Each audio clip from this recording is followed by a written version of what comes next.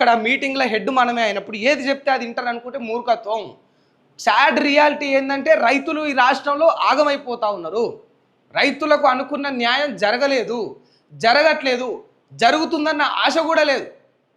నిజంగా రైతులకు నిజంగా మంచిగా జరిగి ఉంటే ఎందుకు రుణమాఫీ అందరికీ జరుగుంటే రోడ్ల మీదకి ఎందుకు వచ్చిండ్రు?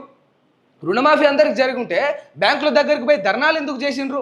ఒక రైతు మొహం గుర్తుపట్టలేనంత దీన స్థితిలో, దౌర్భాగ్య పరిస్థితుల్లో, అంత అవగాహన లేని వ్యక్తులు ఈ తెలంగాణ సమాజంలో లేరు. వాళ్ళందరూ కూడా రైతులే. ఓ రైతు పోతాడు, నాకు రుణమాఫీ కాలేదని ఆయన గోడు చెప్పుకుంటాడు, ఆయన బాధ చెప్పుకుంటాడు. మరి వాడు రైతా కాదా అని ఎంక్వైరీ చేసి పాపం నిజంగా ఆయన రైతే అయితే ఆయన బాధ తీరుద్దామనే ఆలోచన కూడా వీళ్ళకేముండదు.